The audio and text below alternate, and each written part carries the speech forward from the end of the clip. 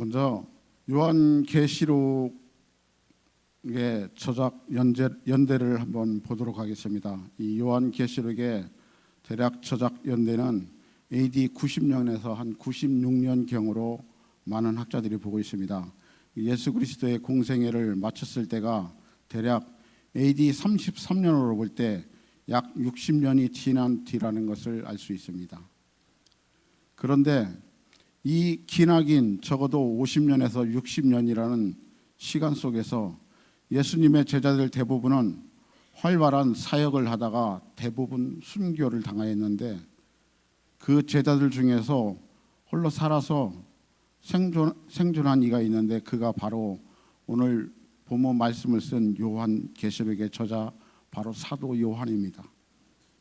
요한이라는 사람은 예수님의 12명에 속한 수제자로서 그동안 도대체 무엇을 하고 있었을까요?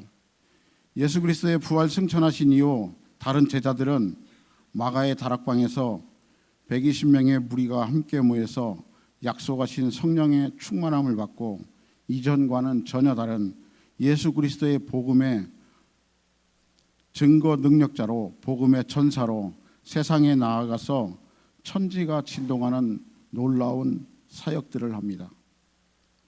십자가에 달리신 예수 그리스도를 전하자 당시에 이스라엘 사람들이 전혀 경험하지 못한 회개의 부흥이 일어나고 곳곳에서 기적과 이사가 일어납니다.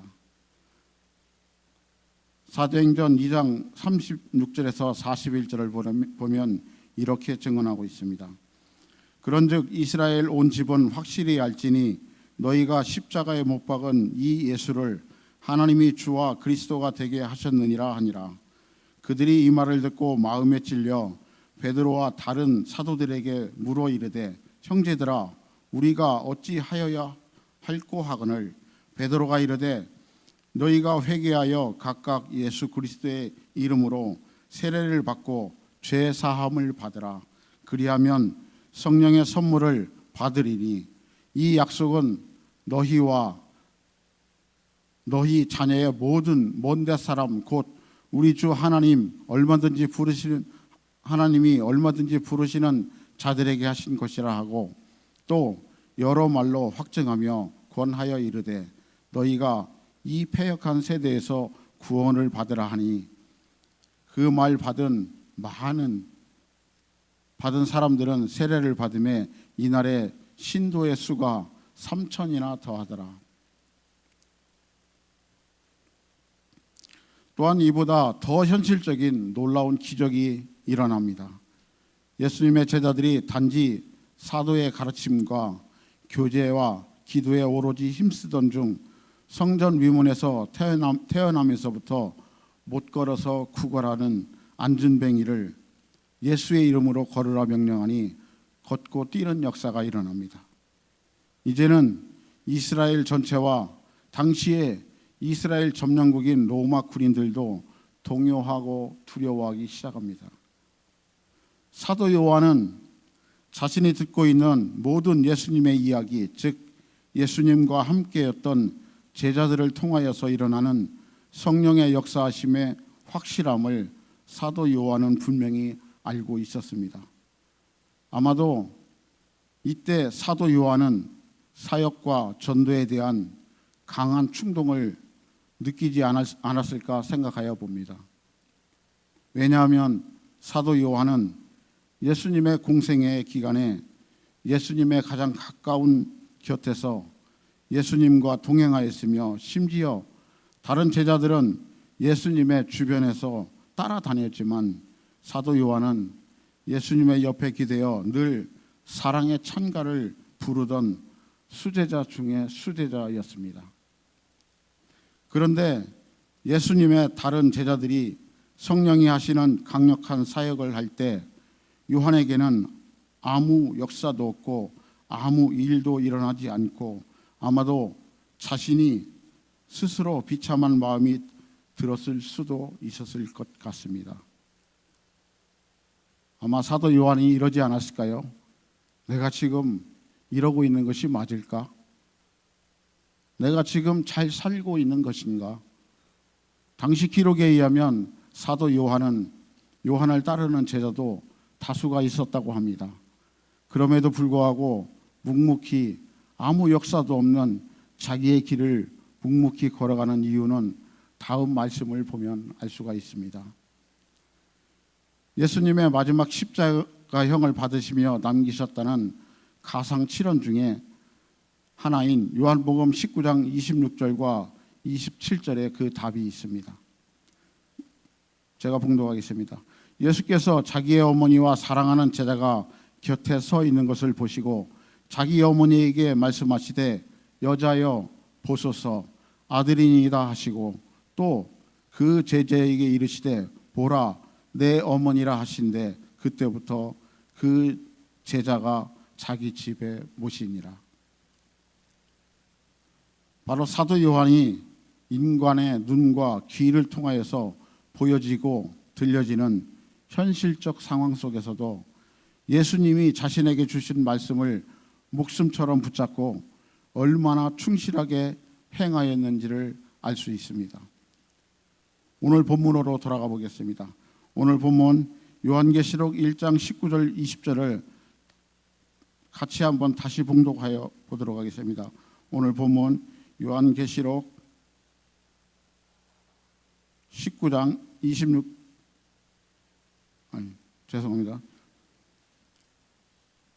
1장 19절과 20절을 다시 한번 봉독하도록 하겠습니다. 그러므로 내가 본 것과 지금 있는 일과 장차 될 일을 기록하라. 내가 본 것은 내 오른손에 7별의 비밀과 또 7금 촛대라. 7별은 7교회의 사자여 7촛대는 7교회니라. 아멘.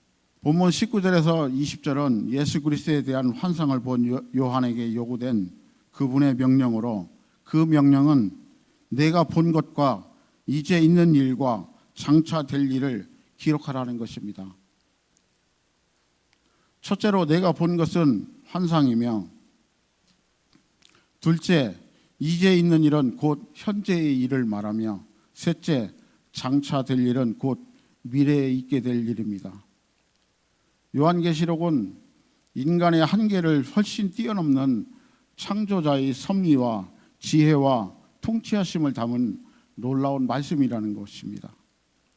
사랑하는 성도 여러분, 오늘 사도 요한과 요한계시록을 통해서 저와 여러분에게 주시는 하나님의 메시지를 몇 가지 발견하고자 합니다.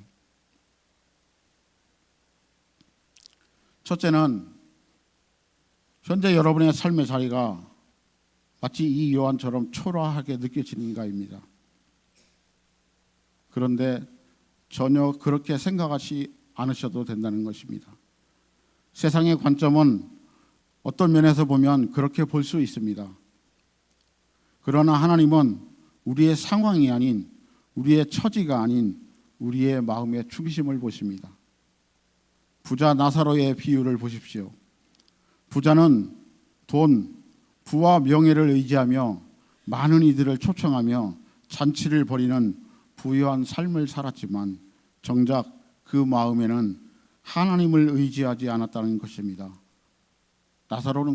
부자는 과연 무엇을 의지하였을까요? 하지만 나사로를 보십시오. 세상의 관점에서는 그렇게 초라하고 누추할 수밖에 없습니다.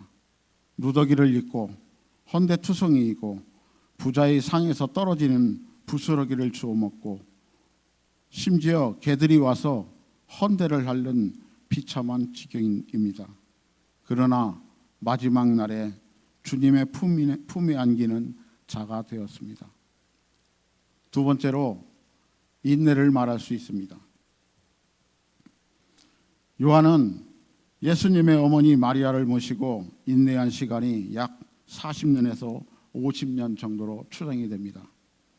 더 중요한 것은 예수님의 어머니 마리아가 죽는 순간까지 끝까지 봉양하였다는 것입니다. 하지만 당시의 역사적 기록을 보면 유아 사망을 제외하고 일반적으로 평균 사람의 수명이 약 50년이라고 합니다. 그런데 예수님의 어머니 마리아는 예수님 돌아가시고 그때로부터 40, 50년을 더 사셨다고 볼 수 있습니다. 요한은 스스로 나는 이렇게 아무 역사도 없이 무의미하게 살다 죽겠구나 라고 생각할 수도 있지 않았을까요? 그럼에도 사도 요한은 인내하고 작은 말씀에도 끝까지 충성하였습니다. 세 번째는 부르심에 응답하였다는 것입니다. 이제 사도 요한은 말년에 이 땅에서의 삶을 다하고 천국 소망을 기다리고 있었을 것입니다. 거기에 더하여 요한은 더욱더 처참한 상황에 놓이게 되었습니다. 요한계시록 1장 9절에서 이렇게 증언하고 있습니다. 나 요한은 너희 형제요 예수의 환난과 나라와 참음에 동참하는 자라. 하나님의 말씀과 예수를 증언하였으므로 말미암아 반모라는 섬에 있었더니, 그리스도인의 극심한 환난과 핍박으로 인해 지금 사도 요한이 있는 곳은 유배지로 쫓겨난 반모섬이라는 감옥인 것입니다. 사랑하는 성도 여러분, 걸어가신 성부, 성자, 성령 하나님이신 유일하신 하나님은 바로 요한에게 아무 소망도 없어 보이는 인생 말년에 찾아오셔서 내가 본 것과 지금 있는 일과 장차 될 일을 기록하라고 의무를 주셨습니다. 결국 끝날 때까지 끝난 것이 아니라는 것입니다. 주님이 끝이라고 말씀하시지 않으시면 끝이 아님을 명심하시기 바랍니다. 혹시 지금 이 요한처럼 이렇게 처참한 비참한 상황 속에 계신 분이 계십니까? 간절히 하나님을 부르십시오. 그리고 여러분의 가슴을 여십시오. 여러분의 마음을 주님께 내어드리십시오. 거룩하신 위로의 성령님이 여러분을 새롭게 하실 겁니다. 사랑하는 성도 여러분, 각자의 삶의 자리에서 거룩하신 성령님의 말씀을 듣고 위로를 받는 여러분이 되시길 간절히 구합니다. 또한 어버이 주일을 맞이해서 이 예수님의 커다란 사역으로만 보이는 것과 그리고 우리 이 땅에 보이는 부모에게 효도하는 것, 가정에 충성하는 것, 이런 것들이 보잘것없어 보이지만 오늘 본문 말씀을 통해서 우리 가정의 달을 주일을 또한 통해서 여러분들에게 놀라운 은혜와 삶의 자리가 함께 되어지는 귀한 은혜가 있기를 또한 바랍니다. 잠깐 기도하겠습니다. 할렐루야. 걸어가시고 감사하신 아버지 하나님, 감사와 영광을 돌립니다.